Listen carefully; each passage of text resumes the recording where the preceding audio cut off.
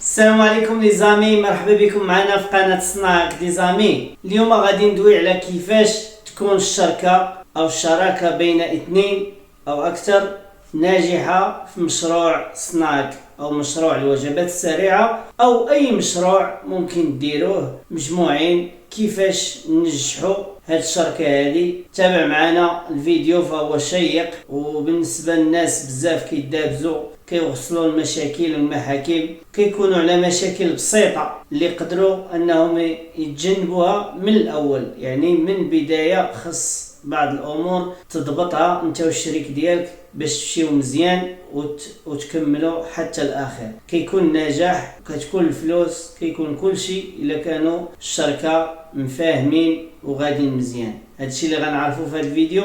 ما تنساوش الاشتراك في القناة وتفعيل زر الجرس ليصلكم كل جديد. هذا فيديو من الواقع ومن تجربة حقيقية.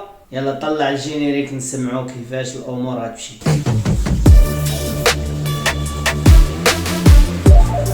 اول حاجه مهمه في هذا الموضوع هادشي كامل قبل ما تبداو المشروع ديالكم غادي تحاولوا تعرفوا النقط ديال التوافق والتكامل بيناتكم. يعني فين كاين عندك حتى النقص وفين كاين عندك حتى النقص وفين تيكمل لك الاخر النقص وفين تيكمل لك الاخر النقص. يعني غتحاولوا تهضروا على الموضوع والمشروع اللي باغيين ديروه واشنو قادرين تزيدوا لهذا المشروع وشنا هي المكملات ديال كل واحد فيكم الخوه او الشريك ديالو في المشروع. يعني تكون الامور واضحه ومحدده بدقه. مثلا انا كنعرف نخدم بيدي، كان حرايفي وكنعرف الخدمه ديال الصناك. واحد ما كيعرفش الخدمه ديال الصناك ولكن عنده الفلوس، هو غيدير الفلوس مشروع وانا غنخدم وفي نفس الوقت غادي يتعلم الخدمه معايا. يعني هنا خاصنا واحد الاتفاق كيفاش غادي نوصلوا ليه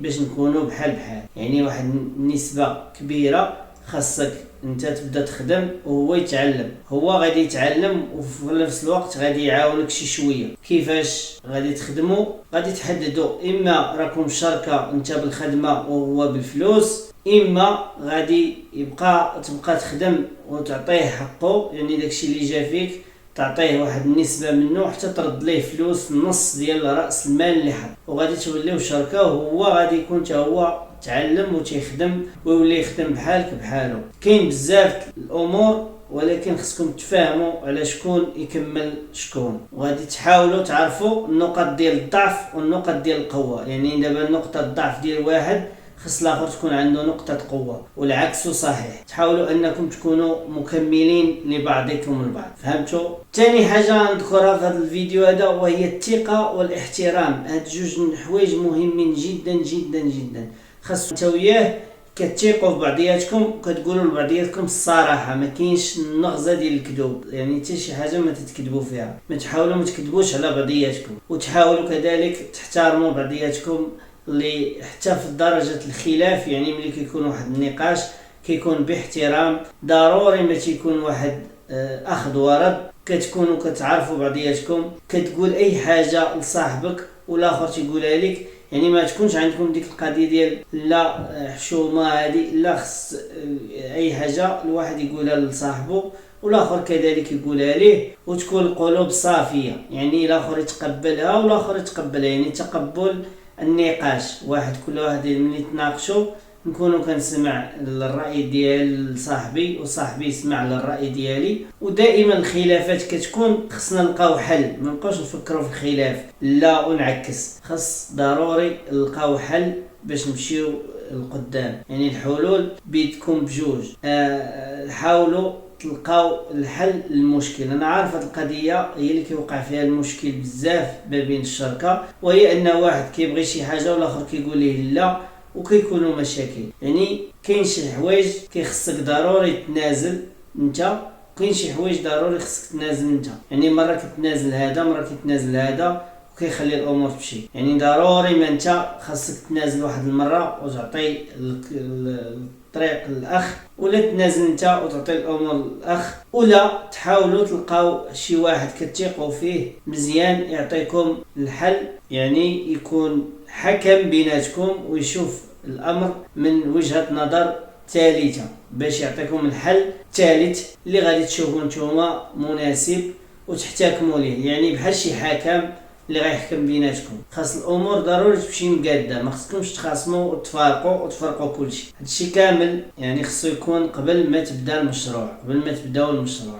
يعني كاينه الثقه والاحترام، هادو جوج حوايج ضروريين. ثالث نقطه غنهضر عليها وهي الالتزام. خاص تعرف بان بيناتكم غيكون واحد الالتزام، يعني غادي تلتزم بالامانه والصرامه مع صاحبك. يعني نتوما كل واحد غادي يكون مسؤول، يعني ملي غادي تشاركوا مع بعضياتكم كل واحد مسؤول. فهنا غادي تشاركوا المال والوقت وتماره. يعني خصكم تكونوا بجوج كديروا نفس الجهد وتكونوا كتخدموا نفس الوقت. يعني اللي خدم 10 سوايع يخدم الاخر حتى هو 10 سوايع. يعني خاص الامور تكون متوازنه مقاده، يعني محسوبه مقاده.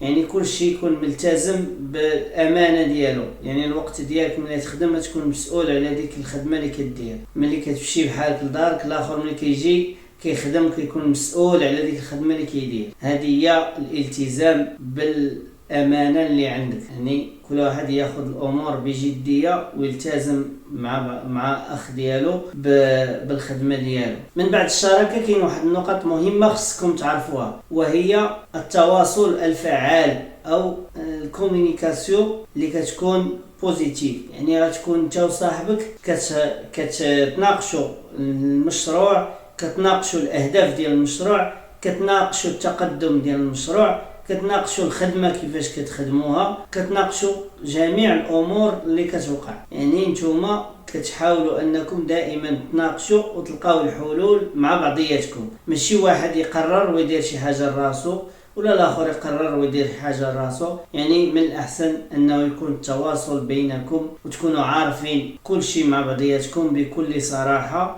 وبلا كذوب كيف ما قلت لكم. كذلك تقسيم المسؤوليات بيناتكم. يعني خصك كل واحد يعرف المسؤوليه اللي عليه. كما قلت لكم الالتزام بالمسؤوليه، كل واحد خصو يلتزم بالمسؤوليه وخصكم تحددوا هذه المسؤوليه هذه شنو هي، كل واحد وشنو غيدير. مثلا الا كان غادي يخدم في لاكيس 4 سوايع، الاخر يخدم في الكوزينه 4 سوايع، فغادي نحددوا ان من بعد 4 سوايع غنجي انا نخدم في لاكيس 4 سوايع والاخر يخدم في الكوزينه 4 سوايع، على حسب كذلك على حسب القدرات ديال كل واحد، على حسب كل واحد وشنو كيعرف يدير. غادي نحددوا المسؤوليات باتفاق وبلا غش. ولا كان شي واحد كيحس براسو كيخدم اكثر من الاخر حاول يهضر معاه، خويا هضر لعب كذا زيد من هنا خدم. المهم تحديد المسؤوليه بوضوح. يعني كل واحد يعرف المسؤوليه اللي عليه بوضوح تام ويديرها. كذلك اتخاذ القرارات المشتركه. يعني ضروري خصكم تاخذوا القرارات مجتمعين. ملي كتبغي تبدلوا شي حاجه او انكم تزيدوا شي حاجه او انكم ديروا الاشهار او انكم تزيدوا شي منيو جديد، اي حاجه حاولوا ديروها مشتركه وتفاهموا بجوج او ثلاثه او كما كان. في حاله الا كانوا 3 الشركه فالقرار ديال جوج كيغلب واحد. هذه راه حاجه باينه. مهم اخواني فاش كيكون شي قرار كنحاولوا نقرروه مجموعين وبكل وضوح. يعني حتى حاجه ما كنخبيوها على بعضياتنا، كنحاولوا نتناقشوا كل واحد شنو غيدير ولا شنو غنديروا كاملين. هذا هو الهدف ديال الشركه. واحد الحاجه مهمه جدا وهي الحل ديال النزاعات. ملي كتكونوا شركه فغادي تكون العركه. يعني ضروري ما غادي تخاصموا، ضروري ما يكون نقاش، ضروري ما غادي تكون شي تصاعدات اللي ضروري كاينه في الحياه ديالنا بالازواج. اي شريكين راه كيواجهوا هذه الامور. فحل النزاعات خصو يكون مضبوط معروف. يعني الطريقه باش تفكوا هذه النزاعات خص تكون عندكم واضحه. مثلا جوج شركه ملي كتناقشوا على شي موضوع حاولوا انكم ديروا مثلا ثالث اللي كتثقوا فيه كتعرفوه، شي واحد كتعرفوه في الدومين، حاولوا توجهوا ليه وتقولوا ليه انا اخويا بغيت ندير هك وهذا هو تيقول لي هك. يعني شنو هو الاحسن والاقرب اللي كيبان لك. خاص شي واحد اللي كتثقوا فيه غادي يعطيكم الراي ديالو اللي غادي تحتكموا ليه. يعني الا جا مع واحد يعني رابح، جا مع الاخر رابح. المهم هو ان ملي تختاروا مثلا، ملي يختار واحد شي حاجه ما يبقاش ما تنجحش، ما يبقاش الاخر يقول ليه لا وهذه ويعاتبه. العتاب لا، فالقرار كان حتى الاخر ياخذ القرار ديال الاخر، فكان حتى الاخر الى عزل القرار ديالو فكان غادي يقدر يفشل. يعني هاد الامور هذه كتكون قرارات اللي كتقدر تصيب وكتقدر تخطا. يعني انت ملي كتدير واحد القرار في واحد الشركه في واحد هذا فكيكون دائما 50-50، يعني كتلعب على ربح وخساره. في اي دومين في الكوميرس هكا داير. يعني انت ما غاديش تبقى تعاتب صاحبك وترجع للمشكل وتبقى حاول انك تتجاوز داك المشكل وتعلموا منه بجوج، وحاولوا انكم تلقاو الحل المناسب بالطريقه اللي غتولفوا نتوما دائما تلقاو الحلول بها في النزاعات. يعني دائما حاول تلقى حل بينك وبين صاحبك او الشريك ديالك في النزاعات. كذلك حاولوا دائما تكونوا متقبلين للتغيير. يعني في اي لحظه تيوقع واحد التغيير كتقدر اقتصاديا او ماديا كيكون بزاف التقلبات. هذا هو الكوميرس هكا داير. يعني كاين نهار اللي تخدم، كاين نهار اللي ما تخدمش، كاين سيمانه تخدم، كاين سيمانه ما تخدمش، كاين شهر تخدم شهر ما تخدمش.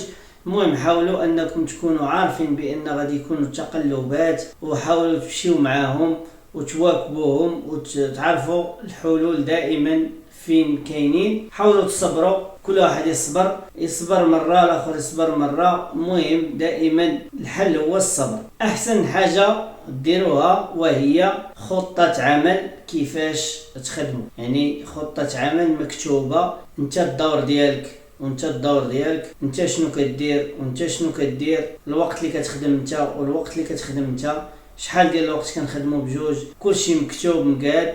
يعني حاول تدير استعمال الزمن كاع ديال بحال ديال القرايه، كل واحد تيجي في الوقت ديالو، داكشي محسوب مضبوط، كل واحد تيتكلف بحاجه. المهم كيكون مسؤوليه على عاتق كل واحد فيكم. كذلك ما تنساوش ديروا كل شيء قانوني بيناتكم. يعني حاولوا الاوراق والقوانين بالاسماء ديال الشخصين، المشروع بالنسبه للمئويه ديال كل شخص، كل شيء يكون في الاوراق مسجل باش ما تكونش عشوائيه وتكون الامور مضبوطه حتى قانونيا. وما تردوش انكم تاخذوا استشاره قانونيه، مثلا تمشيو تشوف محامي، تشوفوا اللجنه المكلفه ديال هاد الشؤون اللي تقدر انها تعاونكم وتعطيكم نصائح اللي تكونوا مهمين جدا بالنسبه للشراكه. يعني المهم من هذا الشيء خلاصه القول هو ان الشراكه خصها تكون قانونيه حتى في الاوراق. يعني تحاول دير ورقاتك مقادين انت والشخص اللي معاك، ويكونوا الامور مضبوطه وموضوع واضحه باش حتى واحد ما يضيع في حقه الا جاب الله وقعت شي حاجه. كل شيء بيد الله. ما تنساوش تحتفلوا بهاد الانجازات اللي كديروا مع بعضياتكم، تكونوا دائما شركاء واصدقاء. مثلا الى حققتوا النجاح تقدروا تخرجوا مع بعضياتكم مع العائلات، تقدروا تحتفلوا بهذه اللحظات اللي تكونوا زوينين اللي كيعطيوك نفس بانك تزيد لقدام انت والصديق ديالك. دائما حاولوا تخرجوا مجموعين، تغداو على برا، ديروا شي حاجه مجموعين، شي اكتيفيتي ولا شي حاجه، شي نشاط رياضي ولا شي حاجه. المهم تكونوا دائما بحال اصدقاء وشركاء في نفس الوقت باش تمشيو تستمروا الى الامام. كذلك من النصائح اللي ننصحك وهي خصك دير في بالك الا شركتي مع صاحبك خاصك الالتزام. ثم الالتزام كيبغي واحد الجهد قوي، تكون عندك واحد الاراده قويه، يكون عندك واحد الصرامه وواحد الثقه في خوك، وتكون انت وياه اصدقاء. وواجب عليكم ان كل واحد يحس براسو عنده واجبات على خوه، يعني على صديقه او على شريكه، يحسوا بعضياتهم بان بيناتهم شي حاجه قويه اللي ما تخليش واحد يفرط في خوه ويخليه يطيح. يعني خص تكونوا واحد باغي الخير للاخر. من الحوايج اللي كنفتقدوها وهي ان الانسان ما كيبغيش لخوه يكون احسن منه، وبالعكس الا بغيتي الاخر يكون احسن منك فانت كتولي انت مزيان وكتحس براسك مزيان، كلشي كيولي ميسر وغادي مزيان، كتنجحوا بجوج.